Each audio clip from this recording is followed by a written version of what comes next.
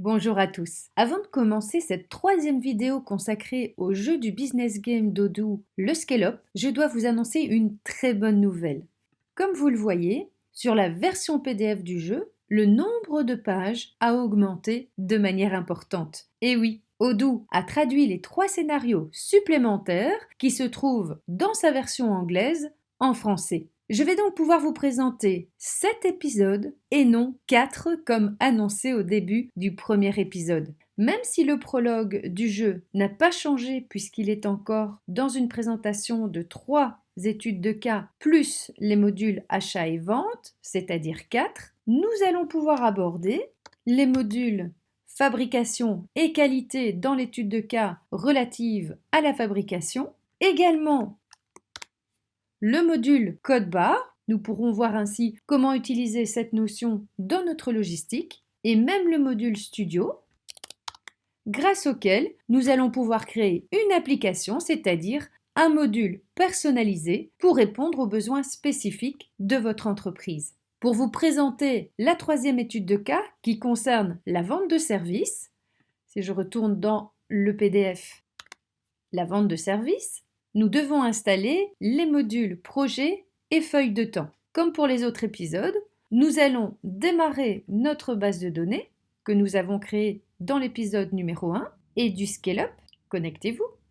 Même si dans le jeu on vous propose d'installer les modules projet et feuille de temps, je rappelle, quand nous avons créé notre base de données dans l'épisode 1, Odoo a directement installé le module projet, donc nous ne devons plus l'installer. Par contre, dans Application, nous allons installer le module feuille de temps. Comme je vous l'ai montré, il suffit de faire une recherche directement ici dans la barre de recherche, mais je vais attirer votre attention sur une autre façon de procéder, à savoir, vous avez ici, grâce à ce symbole, la possibilité d'avoir aussi ces modules sous forme de liste, ce qui vous permettra de sélectionner l'ensemble des modules qui vous intéressent et de les télécharger finalement en une seule fois. Je vais prendre ici mon module feuille de temps, que je peux très bien déjà aussi rechercher comme ceci. Je vais sélectionner et là vous avez le bouton action qui apparaît, je clique dessus et à ce moment-là, il suffit d'activer les modules que vous avez sélectionnés. Cela vous permettra de gagner du temps sur l'installation de modules, surtout si vous devez en installer plusieurs à la fois. Nous voyons qu'il a bien été installé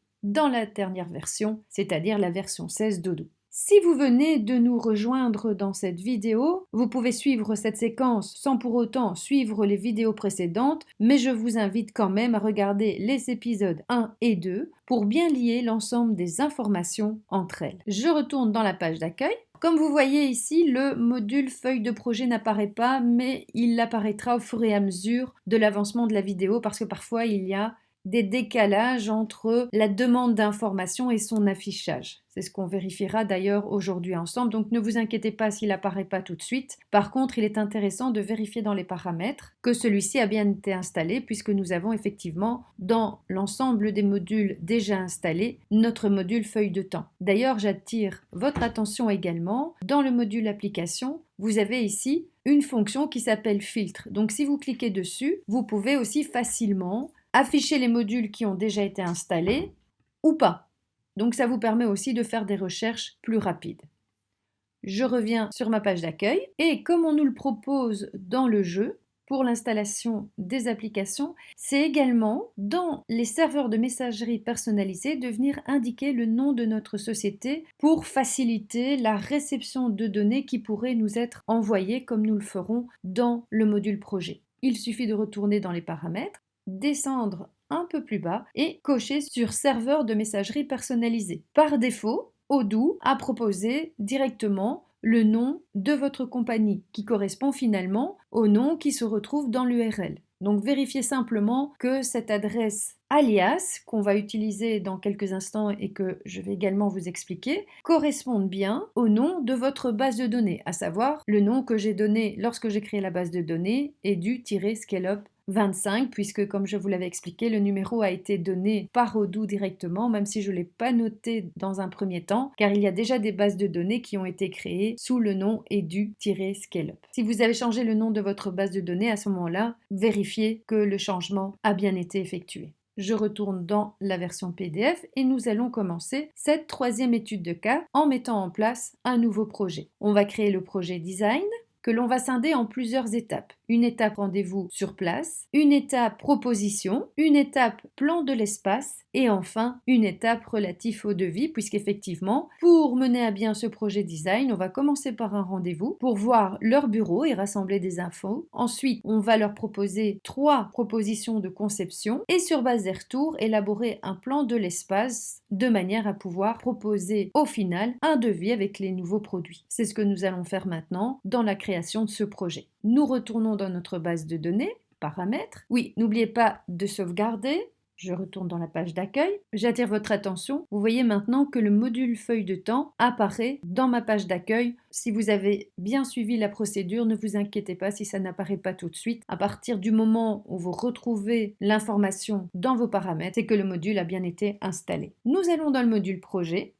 Et là, nous allons cliquer sur Nouveau et non pas sur Créer comme on l'annonce dans le jeu ici. Ça peut peut-être être un petit peu déstabilisant. Donc, vous cliquez sur Nouveau et ensuite vous arriverez au même résultat. Je vais donner le nom Design et vérifier que les feuilles de temps seront bien encodées sur les tâches. Sachez que ce module est important puisqu'il permettra à un employé de saisir les heures qu'il a passées à travailler sur une tâche d'un projet particulier et ainsi de mieux facturer les clients en fonction du temps de travail qui a réellement été effectué. Si vous voulez, ça permettra à l'employé de pointer l'ensemble des heures qu'il a consacrées pour une tâche d'un projet. Nous retrouvons ici l'information que nous avons paramétrée et nous allons rajouter design. Cette adresse va nous permettre de réceptionner tous les mails qui pourraient nous être envoyés pour créer directement une tâche dans ce projet. C'est ce que nous ferons dans quelques instants. C'est la raison pour laquelle il est important de désigner un alias qui permettra de centraliser l'information au bon endroit. Je clique sur créer un projet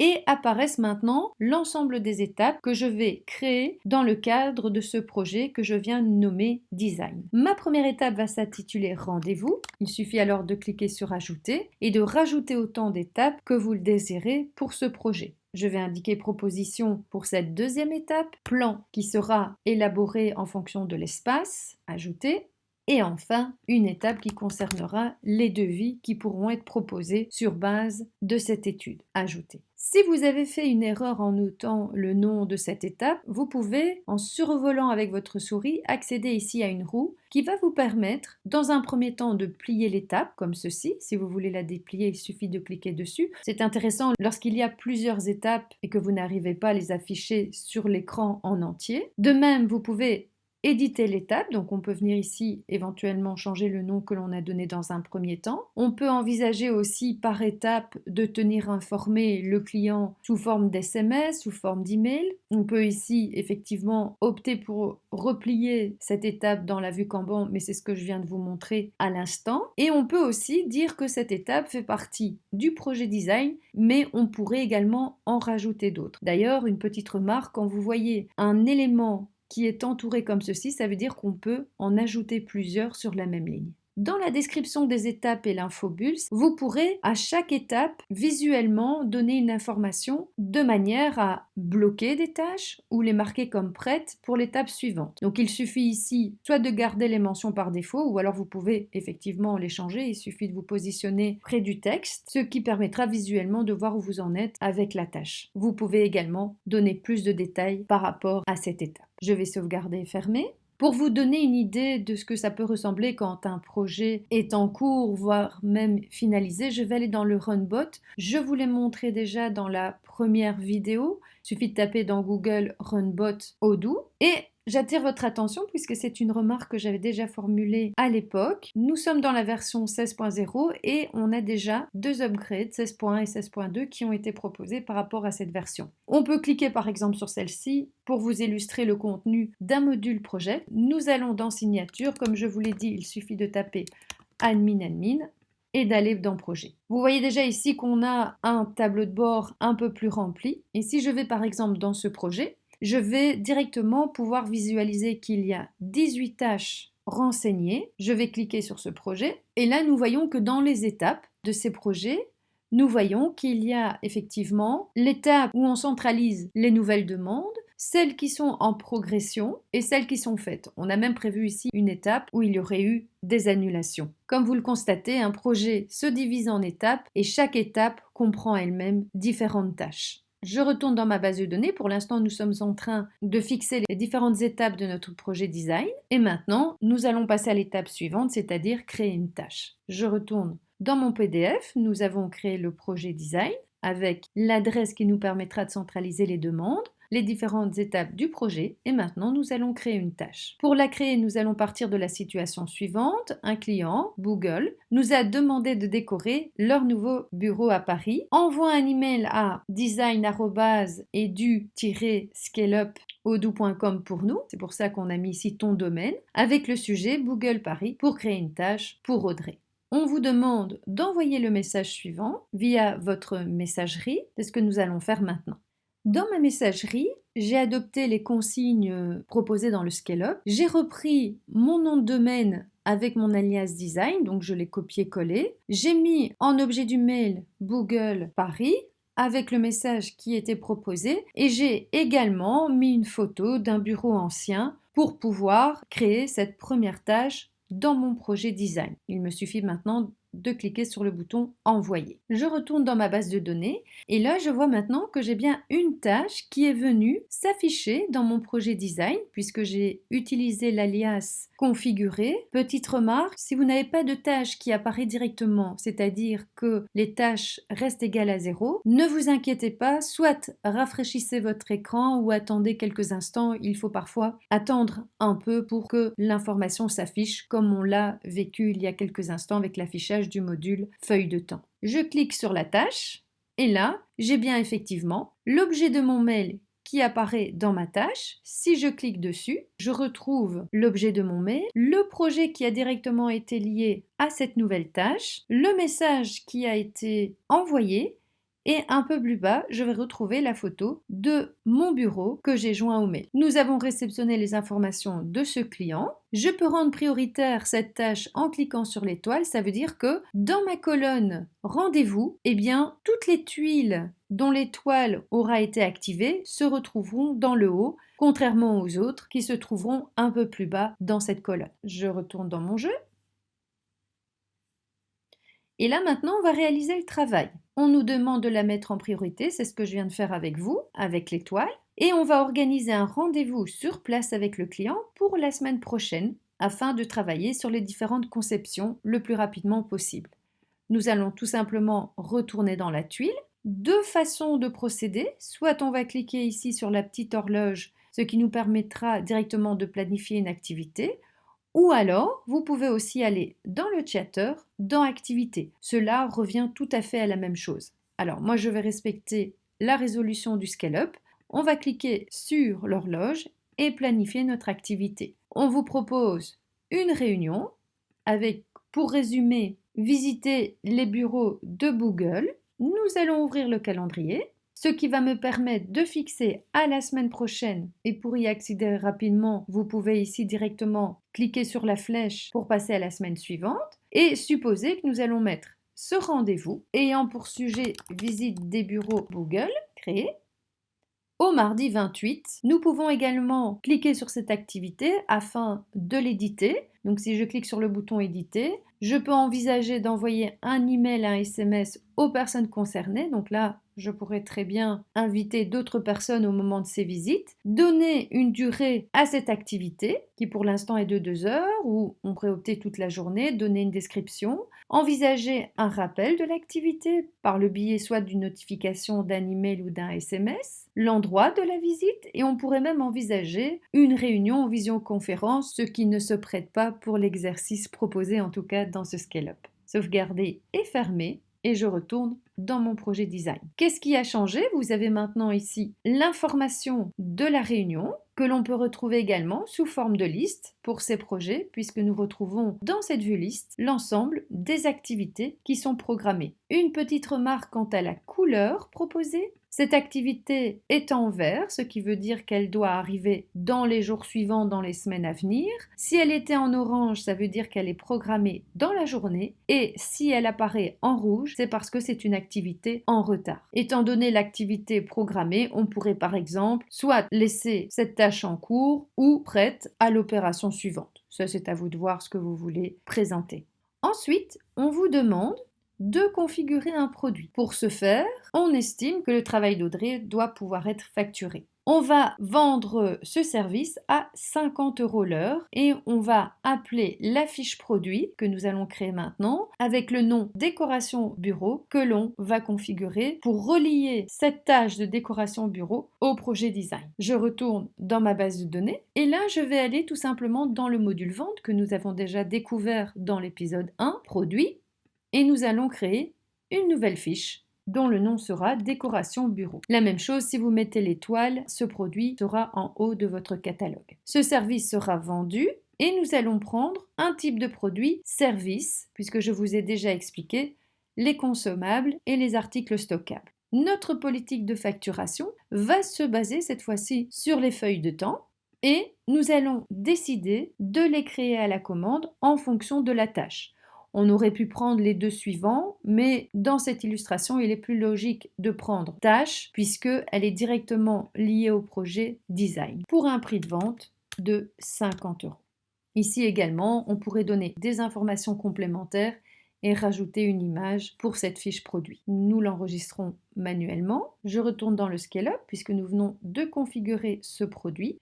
Et nous allons maintenant passer à la vente du service design. Je viens de confirmer notre premier devis pour le client Groupe Desjardins et on vient de lui vendre le service design avec une estimation de 20 heures. Le client va confirmer ce devis qui passera dès lors en statut commande. Nous retournons dans la base de données et cette fois-ci nous allons lancer un devis. Nouveau devis pour le client Groupe Desjardins que je vais directement créer via cet écran. Je rappelle qu'ensuite il se trouvera ici dans mon menu commande client. Je vais ajouter un produit, c'est-à-dire décoration bureau, celui qu'on vient de créer en tant que service, pour une quantité de 20 heures. On peut aussi jouer sur les unités de mesure. On pourrait effectivement choisir heure plutôt qu'unité. Comme ça n'apparaît pas dans l'illustration, je ne vais pas prendre une autre option que celle qui se trouve dans le Scale-up, mais c'est tout à fait possible d'être un peu plus précis dans les unités de mesure. Il ne me reste plus qu'à confirmer ce devis. On pourrait bien sûr envisager de l'envoyer par mail auparavant, ce qui semble logique. On va supposer que cette opération a été effectuée et que le client confirme ce devis. Comme ce produit est directement lié à un projet et représente une tâche, Odoo a fait le lien directement avec le projet concerné, à savoir design,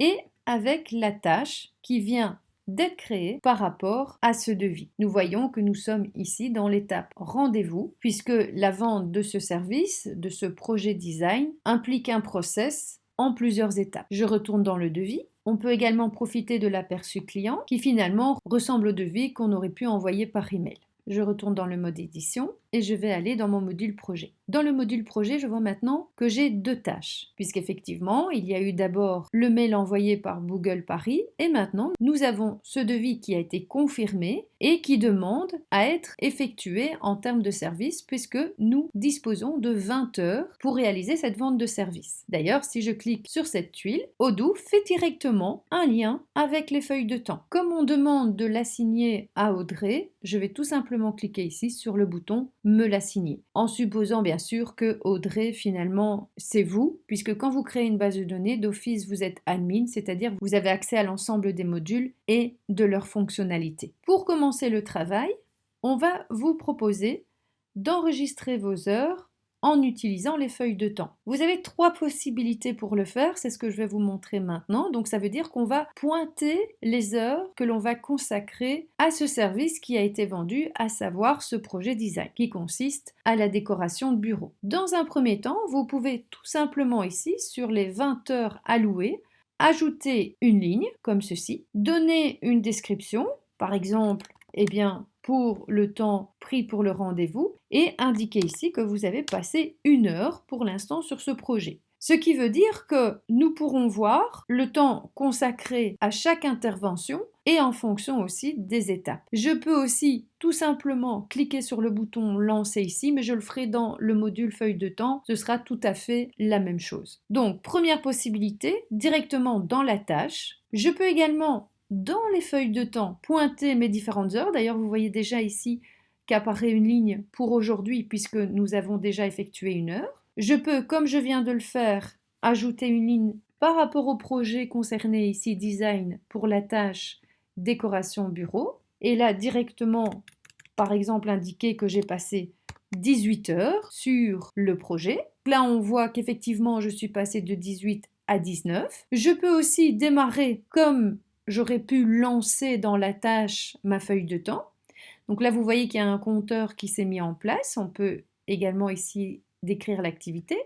Je vais sélectionner le projet et la tâche incriminée, comme ceci, en sachant que Odoo va arrondir ce compteur de l'ordre de 15 minutes. Si je fais arrêter, eh bien pour Odoo, c'est comme si j'avais passé 15 minutes. Je suis à 19 minutes 15 de pointer. Si je vais dans mon module vente maintenant, de retour dans mon bon de commande, eh bien, je vois effectivement, pour l'instant, nous sommes à 19,25 de livrer sur les 20 heures commandées. On retrouve également ici le bouton intelligent relatif aux feuilles de temps. Et ce qui est intéressant de constater, c'est qu'on a ici également tout le détail de l'ensemble de nos feuilles de temps avec les employés qui ont été assignés aux différentes tâches. Il me reste 45 minutes à effectuer, mais avant de clôturer ce temps imparti, sachez aussi, troisième possibilité pour encoder vos feuilles de temps, comme on l'indique ici dans le Scale-up, c'est d'utiliser l'application mobile relative aux feuilles de temps. Donc vous pouvez effectivement installer l'application mobile Odoo Awesome Timesheet.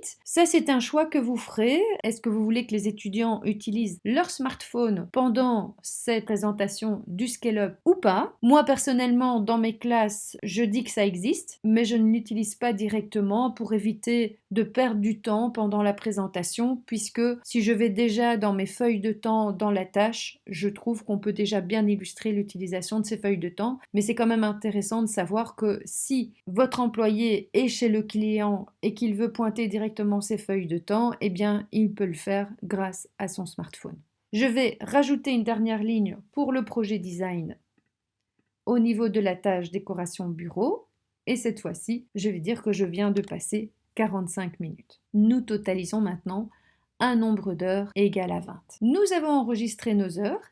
Maintenant, nous pouvons penser à facturer le client. Je retourne dans mon module vente et là, puisque nous avons totalement livré le client, nous pouvons aller dans les commandes à facturer pour retrouver ce bon de commande totalement livré au niveau du service presté. Je clique sur le groupe du jardin et il me reste à créer une facture, créer et afficher celle-ci.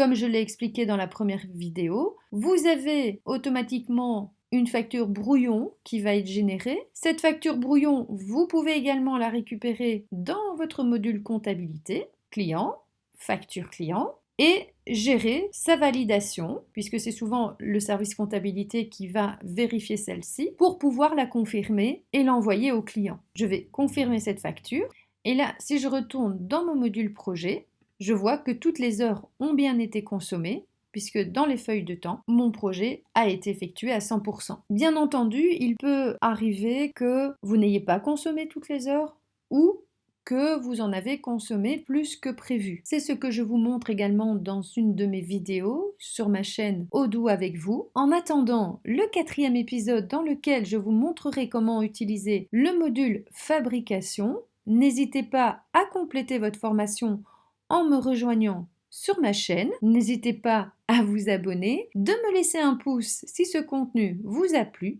et de cliquer sur la cloche pour ne pas rater notre prochain rendez-vous. Je vous dis à bientôt et en attendant, formez-vous bien.